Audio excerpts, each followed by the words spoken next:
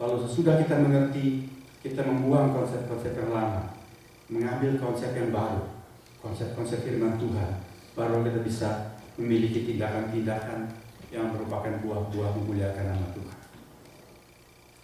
Dalam perjanjian baru ada seorang yang menjadi contoh yang sangat jelas. Dia adalah Rasul Paulus.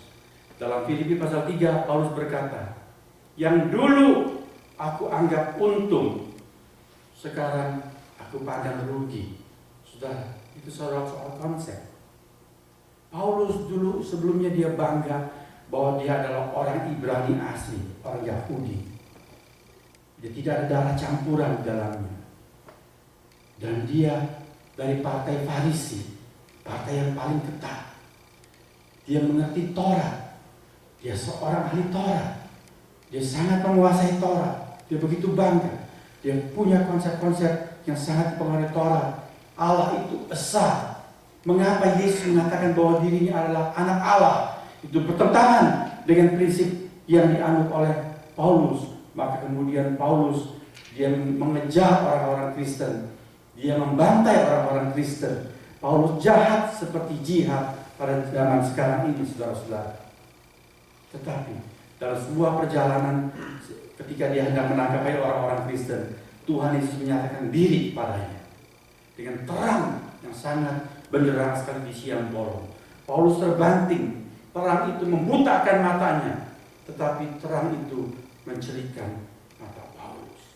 Ternyata Yesus yang dia pikir adalah penghujat Allah, ternyata betul adalah Tuhan. Menyatakan kuasanya. Ketika Paulus bertanya, siapakah engkau? Suara itu berkata, akulah Yesus yang kau aniayakan. Paulus 3 hari 3 malam dia tidak makan. Dan tengah kebutaannya itu, dia cuma berdoa, dia berpuasa, dia berpikir mengenai peristiwa itu. Lalu setelah matanya dicelika, ada seorang yang datang berdoa untuk dia. Orang itu adalah orang Kristen, tapi orang itu bernama Ananias berkata, saudaraku Paulus. Paulus heran. Dia sangat benci pada orang-orang Kristen. Dia mau membunuhi orang-orang itu.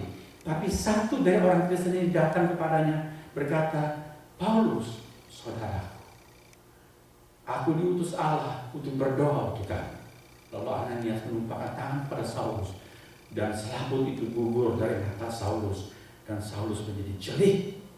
Hatinya tersentuh oleh tindakan Ananias. Lalu dia pergi kepada pasir Arab. Selama beberapa tahun di sana dia mempelajari kembali firman Tuhan dengan terang yang baru. Dulu dia cuma melihat Taurat dari satu pandangan, dari satu konsep. Sekarang dia melihat Taurat dari konsep yang lain, bahwa ternyata yang dikatakan dalam firman Tuhan perjanjian lama itu adalah nubuat untuk Yesus itu yang dulu aku ganyang, aku aniaya. Paulus berubah, konsepnya berubah. Lalu dia berkata, yang dulu aku anggap untung, semuanya itu sekarang rugi. Yang dulu aku anggap rugi, sekarang keuntungan bagiku. Dulu aku anggap untung, sekarang itu cuma sampah, bahkan lebih jelek dari sampah. Dalam surat Filipi pasal 3, dia berkata, itu hanya kotoran binatang saja. Dan karena pandangan yang berubah, orang ini menjadi orang yang luar biasa berbuah untuk pekerjaan kerajaan Allah. Di dalam Bible study beberapa hari yang lalu kita melihat bahwa Paulus satu orang menulis paling sedikit 13 di dalam perjanjian baru, yang menjadi 13 kitab di perjanjian baru. Perjanjian baru ada berapa kitab, saudara? Ada 27 kitab. Hampir separuh jelas itu adalah tulisan satu orang ini, Paulus. Apakah dia tidak mengeluarkan buah yang hebat? Orang ini hidupnya berbuah-buah sangat limpah. Mengapa? Karena konsepnya diubahkan, diperbaharui oleh kebenaran firman Tuhan. Saudara, sudah berapa lama kita menjadi orang Kristen? Sudah berapa tahun umur hidup kita? Apa kita berbuah untuk Allah? Kita selalu berharap panjang umur. Panjang umur kalau tidak ada isi apa-apa dalam kehidupan kita. Untuk apa umur panjang itu? Tuhan Yesus hidupnya panjang atau tidak di bumi ini? Umur berapa dia meninggal? Dia wafat umur berapa? 33,5 kira-kira. Dia bekerja berapa tahun? Bekerja dalam pelayanannya dia bekerja berapa tahun? Pernahkah saudara perhatikan? Dia cuma bekerja kurang lebih 3,5 tahun. Sebab pada usia 30 tahun lah baru dia keluar untuk pelayanan. Itulah waktu Bapa untuk dia. Sebelumnya dia bekerja di rumah ayah asuhnya, yaitu Yusuf. Dia membantu ayahnya sebagai tukang kayu. Tetapi kemudian dia keluar. Hanya 3,5 tahun dia melayani. Tetapi apakah hasilnya? Hasilnya adalah kita boleh melihat hari ini. Dia keluar begitu sederhana. Tidak membuka sekolah teologi. Dia tidak punya gelar apa-apa. Dia tidak menggunakan senjata. Dia tidak menulis buku. Tapi hari ini berapa banyak orang yang mau menyerahkan hidupnya untuk Tuhan Yesus? Berapa banyak buku ditulis tentang Yesus Kristus? Saudara-saudara, luar biasa buah-buah pekerjaan Tuhan Yesus.